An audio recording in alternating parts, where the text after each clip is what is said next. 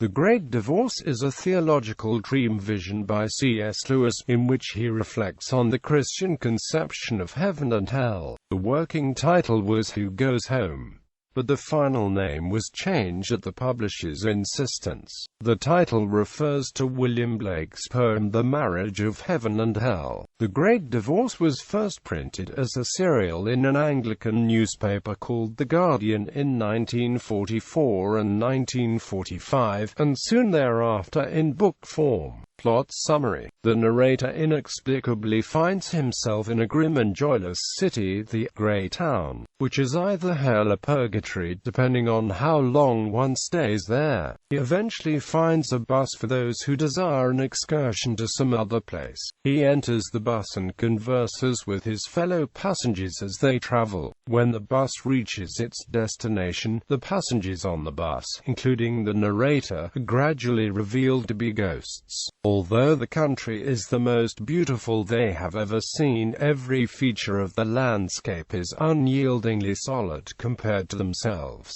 It causes them immense pain to walk on the grass, and even a single leaf is far too heavy for any to lift. Shining figures, men and women whom they have known on earth, come to meet them, and to urge them to repent and enter heaven proper. They promise that as the ghosts travel onward and upward, they will become more solid and thus feel less and less discomfort. These figures, called spirits, to distinguish them from the ghosts, offer to assist them in the journey toward the mountains and the sunrise. Almost all of the ghosts choose to return instead to the Grey Town, giving various reasons and excuses. Much of the interest of the book lies in the recognition it awakens of the plausibility and familiarity, along with the thinness and self-deception, of the excuses that the ghosts refuse to abandon, even though to do so would bring them to reality and joy forevermore. An artist refuses,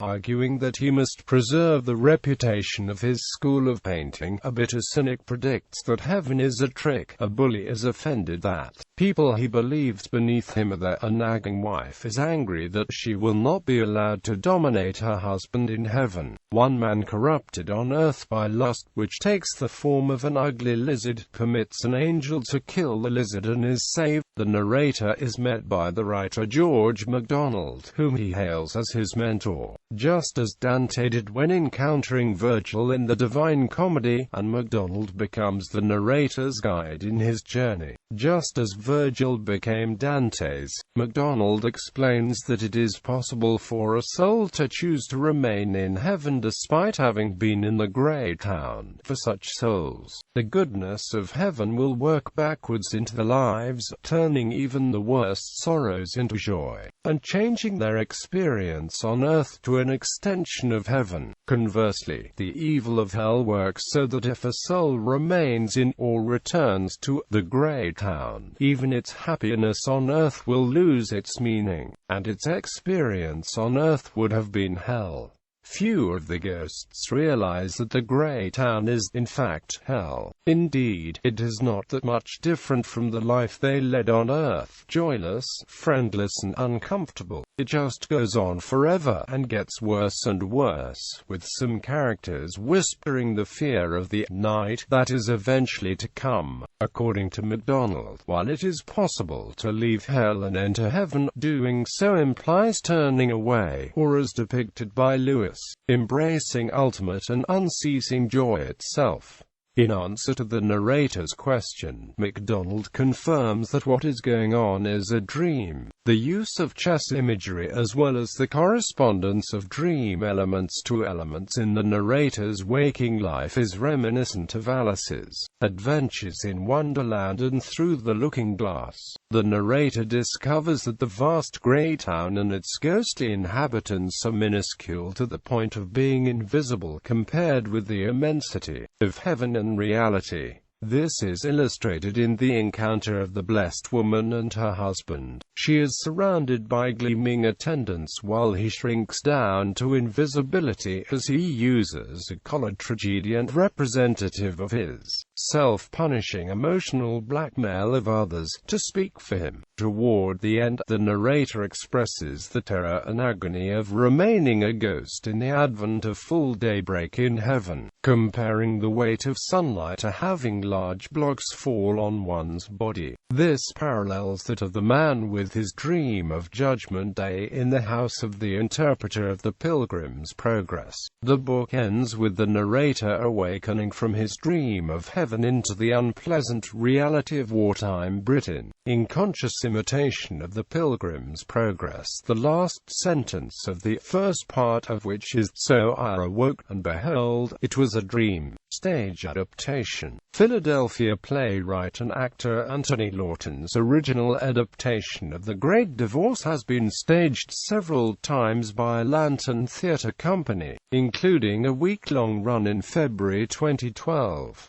It also was adapted by Robert Smith at Lamb's Players Theatre in San Diego, California, in 2004, and was included in the main stage season for the This Is year. Smith originally adapted it for a C.S.Lewis conference in Oxford and Cambridge, England, before securing permission to include it in the season a year later. In 2007, the Magus Theatre Company of New York City presented their adaptation in an off-Broadway run at Theatre 315 in the Theatre District with music by award-winning composer Elizabeth Swados and puppets by Ralph Lee. Lauded by the New York Times for its imagination, theatrical skill and daring, theater critic Neil Genslinger called the production thought-provoking, with plenty to say to those interested in matters of the spirit. Quote, "In the following years Maggie worked closely with the C.S. Lewis estate to make its adaptation available to over a dozen theatre companies from Canada to Ecuador. The Taproot Theatre of Seattle chose the Magus adaptation to open its new theatre space in 2010 and extended the run due to popular demand. The Pacific Theatre Company presented the Magus adaptation in its 2010-2011 season. In late 2012, the Fellowship for the Performing Arts received permission from the C.S. Lewis estate to produce a stage version of The Great Divorce.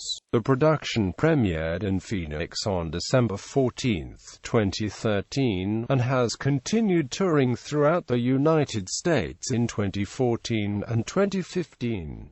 Motion picture. It has been announced that Empower Pictures and Beloved Pictures are currently working on a film adaptation of The Great Divorce. Stephen McKevity will lead the production team and author N.D. Wilson has been tapped to write the script. A 2013 release was originally planned.